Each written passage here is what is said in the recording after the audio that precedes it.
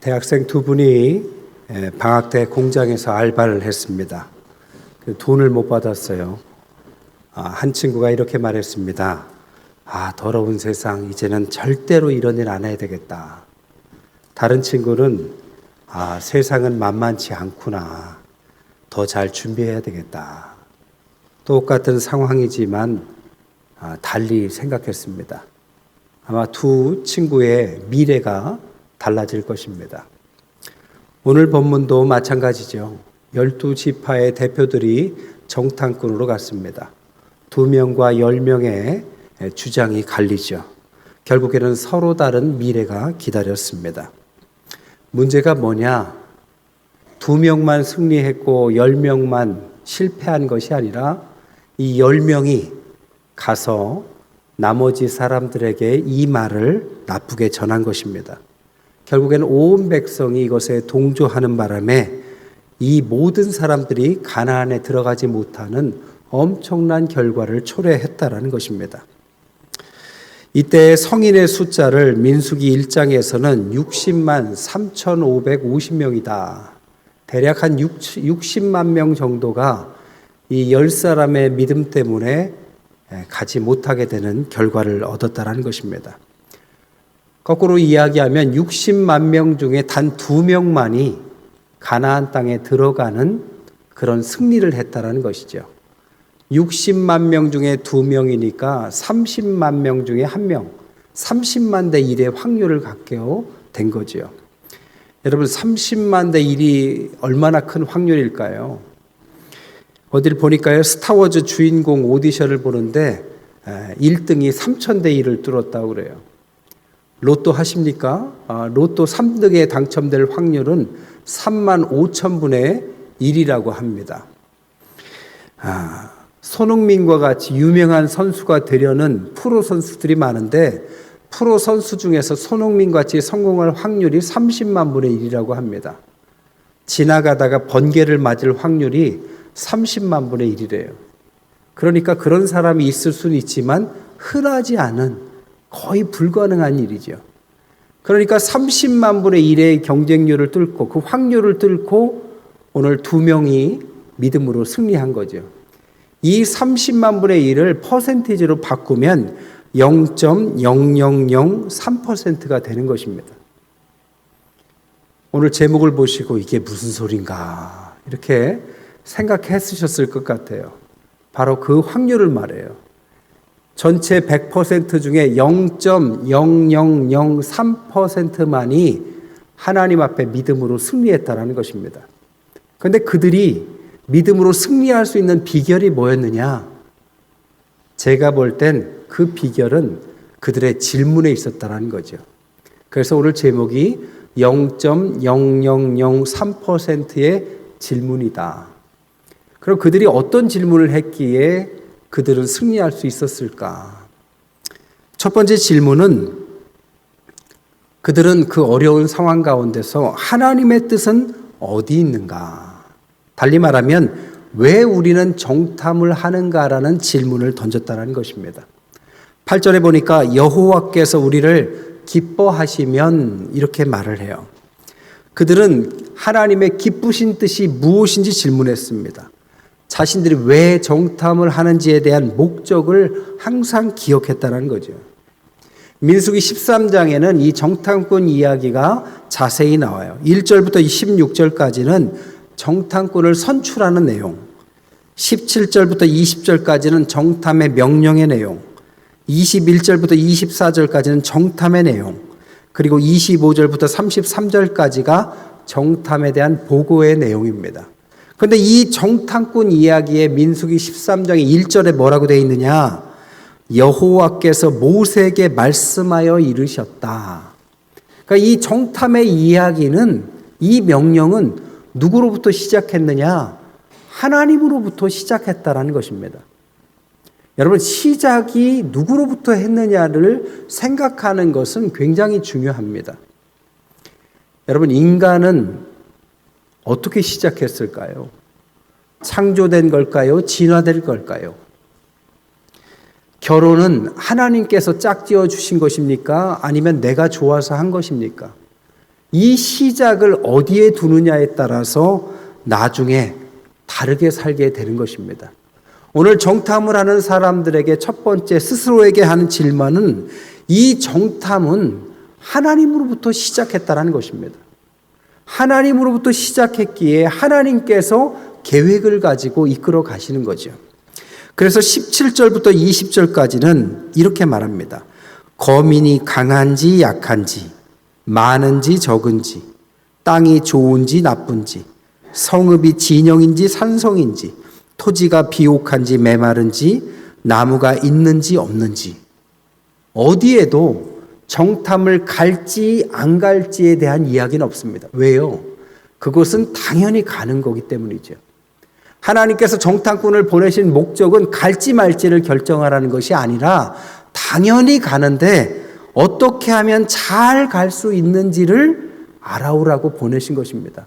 그러니까 목적이 그것이었습니다. 그 목적을 이 두 사람만 0.0003%의 사람만 기억했다라는 거죠.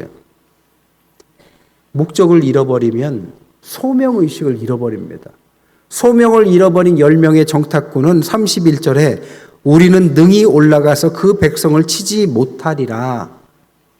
목적을 잃어버리게 된 것입니다. 여러분, 왜 우리는 교회를 다니고 있을까요? 왜 우리는 사업을 하고 있습니까? 왜 우리는 직장을 다니고 있습니까? 왜 우리의 자녀들은 공부를 하고 있을까요? 왜 우리는 그 많은 도시 중에 대전에 살고 있습니까? 이 시작을 하나님께 두고 그 목적을 찾는 것이 신앙 가운데서 너무나도 중요합니다. 왜? 거기에서 소명의식이 나오기 때문입니다. 우리가 해도 되고 안 해도 되는 것이 아닙니다. 어떻게 하면 하나님의 명령을 잘 드러내면서 살 수 있는가? 이게 소명의식이라고 말할 수 있죠. 우리가 하나님의 명령을 소명으로 받지 않으면 문제는 어려울 때 흔들린다라는 것이죠. 제가 파리에서 목회를 할 때 2015년에 파리에 부임했어요. 갔더니 예배당을 모든 프랑스에 있는 한인교회들은 프랑스 교회당을 빌려서 사용합니다. 저희 교회도 빌려서 사용하고 있었어요. 시청 옆에 아주 좋은 자리를 빌려서 사용하는데 제가 가자마자 거기 프랑스 교회 측에서 나가달라는 거예요.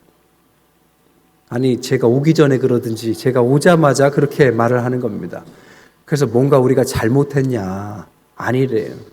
그럼 우리가 어떤 비용을 올려야 되냐? 그것도 아니래. 그냥 나가달래. 그래서 교회 중직자들과 함께 기도를 시작했습니다. 어떻게 시작했느냐? 이것은 우리 탓이 아니라면 이것은 하나님에서부터 시작된 것이다. 하나님께서 우리를 나가라고 한다면 하나님은 선하시기에 선한 뜻이 있으실 것이다. 이렇게 믿고 함께 기도를 시작했습니다. 두 가지를 시작했어요. 하나는 하나님께서 우리에게 성전을 주시려나 생각하면서 헌금을 모으기 시작했어요. 또 하나는 그래도 새로운 성전을 구해보자 하고 구하기 시작했습니다. 교육관에서 한 2년을 2부로 나눠서 어렵게 예배를 드렸어요. 그리고 나서 결과적으로 참 어려운 시간을 보냈습니다. 프랑스에 있는 다른 교회 목사님들한테 여쭤봤어요. 어디 가면 프랑스에 또 교회를 구할 수 있습니까? 그랬더니 목사님들이 그건 불가능하대요. 자기네 교회도 옮기려고 20년째 찾고 있대요. 근데 저희가 뭐라고 갑자기 그걸 찾겠습니까? 그러니까 불가능하다라는 거예요. 다 부정적 이야기뿐입니다. 근데 우리는 그럴 때마다 이 시작은 하나님으로부터 시작했다면 하나님이 선한 뜻이 있으실 것이다. 결과적으로 수년이 지나서 우리는 그 이전 교회보다도 훨씬 더 좋은 교회를 찾았습니다. 아니, 정확히 말하면 하나님께서 기적 같은 일을 통해서 만나게 하셨고 비용도 더 싸고 위치도 더 좋은 곳으로 가도록 도와주셨습니다. 그런데 그거보다 더 좋은 것은 우리가 혹시 해서 건축원금을 많이 모았어요. 수년간 열심히 모았는데 건축은 하지 못했지만 코로나가 터진 겁니다. 아무도 상상할 수 없는 일에 다른 교회가 없어서 하는 얘기지만 저희 교회는 여유가 있었어요. 다른 교회들은 모이지도 못하고 헌금도 모이지 못하니까 여러 가지가 어려운데 저희는 그러려고 모은 건 아니었지만 하나님의 섭리가 계셨던 거죠. 여러분, 하나님께서 시작하셨다면 선한 뜻이 분명히 있는 것입니다. 그렇기 때문에 우리가 왜 우리에게 이런 일이 있고 이런 어려운 상황에 처하게 됐는가에 대한 목적을 찾는 것이 항상 중요합니다. 그 목적을 찾아야만 길을 잃지 않고 방황하지 않고 믿음을 잃지 않는 것입니다. 두 번째는 이런 질문을 드렸어요. 우리는 무엇을 두려워하는가? 9절에 보니까 여호와를 거역하지 말라. 또 그 땅 백성을 두려워하지 말라. 여러분, 하나님이 두렵습니까? 그 지역에 있는 거인 족속들이 두렵습니까? 말로는 하나님이 두렵다고 말하지만 실제적으로는 보이는 그들이 두려웠죠. 그 거인 족속들을 안악자손이다라고 성경은 말합니다. 안악자손의 의미가 목이 길다란 뜻을 갖고 있어요. 그러니까 목 하나가 더 있는 사람들인 거죠. 그러니까 인종적으로 덩치가 큰 사람이죠. 골리앗이 안악자손입니다. 그러니까 골리앗같이 3m나 되는 사람들도 나올 수 있는 그런 거구, 정말 거인과 같이 느껴지는 사람들이다라고 말할 수 있겠죠. 그러나 생각해 보세요. 아무리 키가 크다 한들 모두 다 골리앗이겠습니까? 그건 아니었겠죠. 거기에도 작은 사람들도 있었을 겁니다. 그런데 그들이 거인처럼 느껴졌어요. 왜? 처음에 그들이 너무 두려웠기 때문입니다. 두려움이 그들을 삼켜버렸어요. 그래서 저들은 거인이고 우리는 그에 비하면 메뚜기처럼 보인다라고 상상의 나래를 피기 시작합니다. 한마디로 말하면 그들이 생각하는 잘못된 프레임에 스스로 갇혀버린 것입니다. 두려움이 그들을 삼켜버렸어요. 그래서 32절에 보니까 그 땅을 거주민을 삼키는 땅이다라고도 말을 합니다. 거주민을 삼키는 땅에서 두려움에 삼켜졌으니 그들이 무슨 일을 할 수 있었겠어요. 근데 이것은 아까도 말했지만 그들이 두려움 속에서 만든 상상이었고 그 생각의 프레임이 그들을 가둬버린 겁니다. 여러분, 프레임이란 게 뭡니까? 액자라고도 하고 창틀이라고도 하지만 이 프레임이라는 것은 생각의 틀이라고도 말해요. 하도 세상이 많이 변하고 정보가 많으니까 사람들은 생각의 틀을 가지고 생각을 합니다. 언어학자 조이 레이코프가 이것을 가지고 프레임 이론을 만들었어요. 사람마다 이 생각을 가지고 프레임을 만드는데 문제는 뭐냐? 이 프레임이라는 것은 먼저 프레임이 결정되면 나중 것들은 거기에 다 흡수가 된대요. 그러니까 어떤 생각을 먼저 갖고 어떤 프레임을 씌우냐에 따라서 그 뒤는 그냥 놔둬도 따라온다라는 겁니다. 이게 프레임 이론이에요. 예를 들자면 의사 선생님이 환자에게 당신은 죽을 확률이 20%입니다라고 말하면 그 사람은 내가 죽겠다라는 두려움에 휩싸여야 돼. 그런데 당신은 살 확률이 80%입니다. 이렇게 말하면 이거 80%면 살겠네. 이렇게 생각한다라는 겁니다. 똑같은 상황이지만 어떤 프레임을 먼저 이야기하느냐가 결국엔 그 사람의 생각을 결정한다라는 거예요. 외국 생활에서는 이런 농담이 있어요. 공항에서 누구를 만나느냐에 따라서 그 외국 생활이 결정된다. 근데 맞는 것 같아요. 공항에서 픽업하러 나온 사람이 살아보려고 처음 온 사람에게 내가 여기 몇 년 살아보니까 여기 진짜 살만한 곳이에요. 진짜 잘 오셨다고 멋진 일이 있을 거라고 하면 기대감을 갖고 생활을 시작합니다. 근데 반대로 내가 여기 수십 년 살아보니까 여기는 사람 살 곳이 못 된다. 어쩌다 여기까지 왔냐 하면은 시작도 하기 전에 마음이 탁 닫혀버립니다. 큰일 났다. 돌아가야 되나? 이런 생각이 갖게 되는 거죠.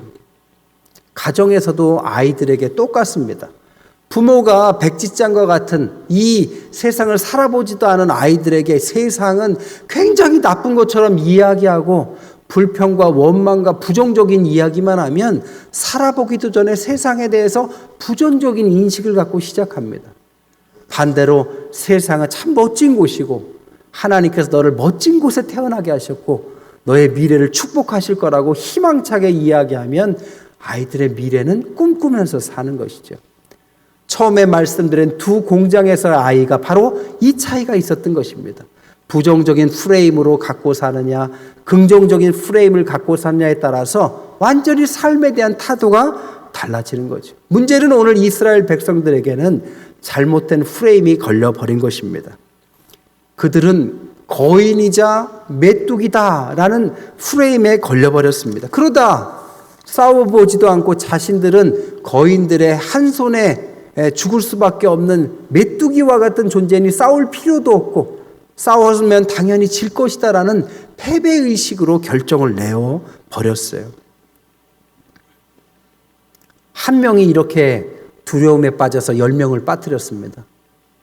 10명이 가서 60만 명에게 이런 이야기를 했어요. 그래서 온통 가보지도 않은 사람들이 싸워보자라는 말도 하기 전에 하나님이 잘못했고 모세는 왜 우리를 끌고 나와서 하면서 원망 일색으로 부정적으로 흘러버린 것입니다. 시작도 해보기 전에 패배한 것입니다. 여러분, 우리를 한번 돌아보시죠. 세상에서 좀 어려움이 있다고 스스로 프레임을 부정적으로 씌우면 해보기도 전에 패한 것입니다. 그러면 이런 프레임에 씌웠을 때 어떻게 해야 될까요? 처음부터 좋은 프레임을 씌웠으면 좋았겠지만 부정적인 프레임을 벗어나는 방법은 없을까요? 있습니다. 그것은 바로 뭐냐? 하위 프레임을 상위 프레임으로 바꾸는 것입니다. 하위 프레임은 뭐냐? 상황을 말해요. 생각해 보니까 자기들이 멀리 왔어요. 그들과 비교해 보니까 종족으로는 그들이 훨씬 더 덩치도 좋습니다. 그들은 거기서 오래 살았기 때문에 지형짐을 잘 알고 있었겠죠. 전쟁을 하면 불리합니다. 이게 상황입니다. 멀리 온 우리는 피곤하고 무기도 변변치 않으니까 상황적으로는 나쁜 게 분명하죠. 하지만 이럴 때 상위 프레임을 생각해 보는 것입니다. 상위 프레임은 뭐냐? 이 일이 왜 필요한가? 이유와 목적과 비전을 상기하는 것입니다. 아까 말씀한 것처럼 첫 번째 질문을 다시 던져보는 거죠. 하나님이 우리를 이럼에도 불구하고 왜 보내셨는가? 하나님께서 함께 하시면서 광야에서 우리는 어떻게 승리했는가? 하나님께서 약속의 땅이라면 이 땅은 어렵지만 분명히 하나님의 약속일 것이다. 이게 상위 프레임, 목적을 상기하는 것입니다. 이 목적을 상기해야만 하위 프레임을 극복할 수 있는 힘이 생기는 것이죠. 세 번째, 그들은 또 어떤 질문을 던졌느냐? 우리는 누구와 함께 하는가? 라는 질문을 던진 것입니다. 9절에 보니까 그들의 보호자는 그들에게서 떠났고 여호와는 우리와 함께 하시느니라. 하나님이 우리와 함께 하신다라고 믿게 된다는 것입니다. 그들의 신은 떠나버렸습니다. 하나님은 우리와 함께 하신다. 그 질문과 답을 얻은 것입니다.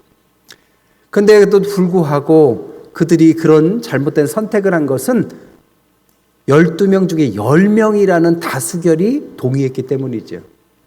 60만의 사람들이 들어보니까 10명이 그렇게 얘기해요. 왜요? 다수결. 많은 사람들이 그것을 동의하니까 생각하기를 그것이 옳다라고 확신에 차해진 거죠. 여러분, 다수결, 민주주의 다 좋습니다. 하지만 이것은 세상에서 말하는 논리인 것입니다. 교회는 민주주의 좋지만 다수결만 가지고는 부족합니다. 왜? 세상에는 사람들이 결정을 하는 거지만 교회에는 하나님이 계시기 때문이죠. 그렇기 때문에 교회는 세상과 다르게 이 다수결로만 결정하면 문제가 생길 때가 있는 것입니다. 그래서 하나님이 함께 하신다. 하나님의 뜻이 무엇이냐라는 것을 항상 고려해야 되는 거죠. 교회 내에서 많은 사람이 모이다 보니까 분쟁이 많다고 그래요. 교회 내 분쟁을 해결하기 위해서 교회에 기독교 화해 중재원이라는 단체가 있어요. 저희 교단 장로님이 시작했어요. 대법관 출신이신데 교회 내 분쟁들을 사회법으로 가기 전에 교회 내에서 기독교 안에서 해결하자는 취지로 시작하신 지 꽤 되셨어요. 그런데 이게 한국 단체인데요. 이 화해 중재에서 책을 냈습니다. 책을 냈는데 거기에서 교회가 분쟁하는 원인 크게 두 가지 이유가 있다. 이렇게 이야기를 했습니다. 뭐라고 이야기를 했느냐. 첫째, 교회 분쟁을 가만히 들여다보니 대부분 이 다수결의 원칙을 따르니까 분쟁하더라는 겁니다. 왜요? 다수결이니까 옳다고 생각하니까 그냥 급하게 결정을 해버리면 소수의 의견이 묵살되어지고 좋은 의견임에도 불구하고 소수의 의견이 묵살되어지니까 갈등으로 치달아지더라. 또 하나 문제는 뭐냐면 교회가 지나치게 법에 집착을 하면 갈등이 생기더라. 교회법, 교단법, 교회 정관, 사회법. 물론 법은 중요하고 질서를 주는 거지만 법이요 하면서 법의 옳다 그르다를 가지고 사람을 판단하기 시작하면 갈등이 생기더라는 겁니다. 그러면 이 갈등을 어떻게 해결해야 되느냐에 대한 해결책도 제시하셨어요. 두 가지 해결책을 제시하기를, 첫 번째, 이렇게 분쟁이 있을 때는 목적이 무엇인가를 다시 한번 상기해라. 예를 들면 갈등이 왜 생겼는지, 그 목적이 뭐였는지, 갈등은 현상이지만 왜 교회가 그런 갈등을 생겼는지, 왜 교회가 설립되었는지, 교회의 목적과 그 사건에 대한 목적을 상기해 보라는 것입니다. 왜? 거기에서 하나님의 뜻이 분별이 된다는 거죠.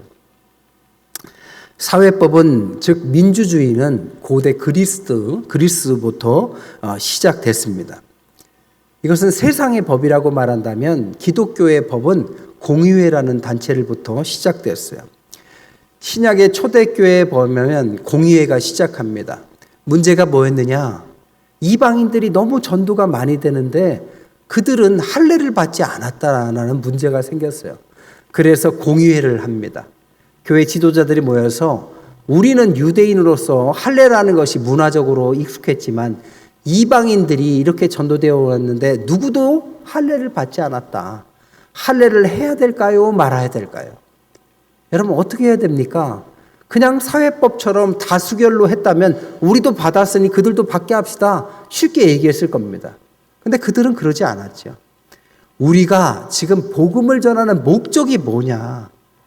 유대인을 만드는 것이 아니라 하나님의 백성을 만드는 것이고, 이것은 유대인뿐 아니라 이방인들 땅끝까지 모두에게도 허락한 하나님의 약속이라면 이 할례는 마음으로 받게 하자.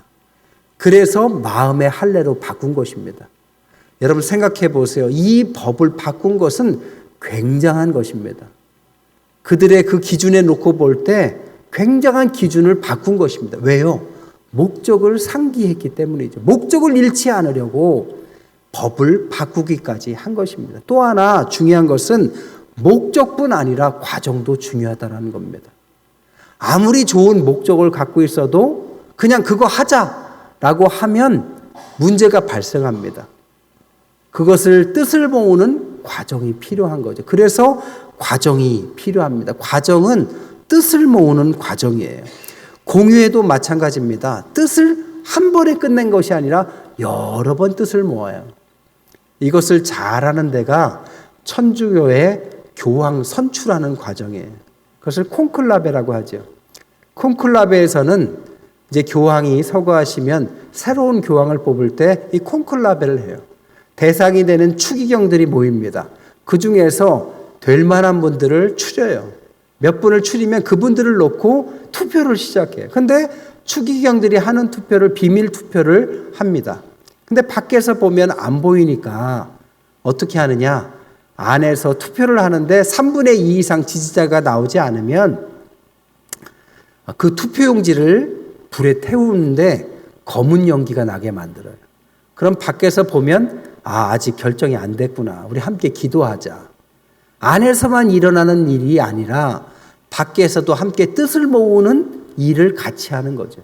그러다가 뜻이 모아져서 한 명으로 결정이 되면 투표용지를 태우는 굴뚝에서 흰 연기가 발생하도록 화학약품을 넣어요. 그러면 결정이 됐구나 하면 환호와 박수로서 새로운 교황을 뽑는 것입니다. 여러분 이 과정이 이 공의회의 과정이에요. 이것이 교회 내에서 배워야 될 과정입니다. 교회 내에서 중요한 일을 결정할 때는 목회자와 중직자뿐 아니라 교인 성도 한 명 한 명까지 함께 뜻을 모으는 것이 중요합니다. 뜻을 모아가는 과정을 그래서 급하게 하면 안 돼요. 과정을 가지고 천천히 중지를 모아가고 기도하고 기도해서 하나님의 뜻과 과정이 아름다웠게 가야만 분쟁이 사라지고 교회가 하나가 되는 것입니다. 오늘 하나님이 함께 한다는 뜻이 뭐냐? 이렇게 목적이 옳고 뜻을 모아가는 과정이 옳다면 나머지는 하나님이 함께 다 해결해 주신다는 뜻입니다. 우리는 연약해요. 우리는 부족합니다. 하지만 하나님이 그 부족한 것들을 다 메워 주시는 것이지요. 올해 표어가 뭡니까? 마음을 같이 하고 뜻을 합하여. 빌립보서 2장 2절. 바로 이것을 말을 하고 있는 거죠. 교회가 누구만의 교회가 아니라 우리 모두가 주님을 머리로 삼고 함께 따라가는 마음을 모으고 목적을 잃지 않고 뜻을 모아서 함께 작은 것도 모두가 함께 하는 것들을 연습해 가면서 가야만 하나님의 아름다운 교회가 되고 하나님의 뜻이 구현이 되고 하나님이 함께하는 교회가 되는 줄 믿습니다. 이 세 가지 질문을 가지고 그들은 승리했습니다. 결론이에요. 그럼에도 불구하고 10명 때문에 그들은 결국에는 광야로 가게 됩니다. 이 결정이 치명적으로 광야 생활로 결정이 된 거죠. 여러분 어떻게 됐을까요? 광야로 가자마자 악평하는 10명이 죽습니다. 아말렉을 만나서 많은 사람이 또 죽습니다. 고라가 반란을 일으켜서 250명이 죽고 또 따랐던 14,700명이 죽습니다. 무리바 불 때문에 죽고 노뱀 때문에도 수많은 사람이 죽고 발람 때문에 연병을 걸리는 24,000명의 사람들이 죽습니다. 결국 광야 40년 동안에 이 일 저 일로 죽고 결국에는 60만 명이 되는 성인 중에 단 2명 빼놓고는 다 죽습니다. 여러분 믿음의 결정은 급속도로 간단하게 결정됐지만 믿음의 결과는 그렇게 간단하지 않고 심각했습니다. 하나님의 뜻에 벗어난 결정은 그 결정 때문에 하나님의 뜻을 따르지 않는 사람은 단 한 명도 약속의 땅에 못 들어갔습니다. 여러분 믿음을 단순한 신앙 문제로 생각하지 마십시오. 믿음은 생명과 직결된 삶의 문제인 것입니다. 한번 생각해 봤어요. 10명의 정탐꾼의 마음을 흔들었던 한 명이 우리는 메뚜기 같다 할 때 어떤 사람이 그 입을 팍 좀 틀어 막았으면 얼마나 좋았을까요? 확 좀 입 좀 틀어 막고 오히려 믿음의 이야기로 프레임을 그들은 우리의 밥이다. 그들은 우리의 먹이다. 저 땅은 하나님이 주셨다. 라고 먼저 말했으면 어땠을까? 여러분 교회에서 자신의 말을 할 때는 그래서 신앙을 담아야 하는 것입니다. 그럴 자신이 없으면 침묵하십시오. 왜냐? 여러분의 말 한마디가 수십 년을 지연시킬 수도 있고 수십만을 실패시킬 수도 있기 때문입니다. 그런 무거운 책임감으로 믿음의 언어를 사용해야 되는 것이죠. 믿음이란 지금의 상황을 놓고 결정하는 다수결의 결정이 아닙니다. 하나님의 약속을 기억하고 그 길을 세밀히 쫓아가는 것입니다. 그 숫자보다 방향성이 더 명확해야만 중요한 것입니다. 왜냐? 잘못된 방향은 이후로 수많은 시간을 걸쳐서 그에 걸맞는 대가를 치르기 때문이죠. 믿음은 대로로 가는 것도 아니고 고집을 부리는 것도 아닙니다. 믿음은 하나님의 뜻을 묻고 그 길을 묵묵히 걸어가는 것입니다. 상황이 우리에게 불리하게 다가올지라도 그때는 조용히 우리가 왜 이 길을 가야 하는가? 무엇이 우리를 그렇게 두렵게 하고 있는가? 하나님은 우리와 함께 하신다라는 믿음의 질문을 던지고 그것을 가지고 전체가 뜻을 모아서 하나님 앞에 기도를 시작해야만 믿음의 온전한 결정을 내리는 것입니다. 여호수아와 갈렙은 7절에서 우리가 두루 다니며 정탐한 땅은 심히 아름다운 땅이다. 똑같은 땅을 보고도 0.0003%의 믿음의 소유자들은 전혀 다르게 보았습니다. 30만 분의 1, 이 믿음의 확률은 어렵다 할지라도 그들은 우리의 먹이고 우리의 밥이다라고 믿음으로 고백할 때 하나님께서 우리를 믿음으로 승리케 하실 줄 믿습니다. 그런 한 주 되시기를 주님의 이름으로 간절히 축원드립니다.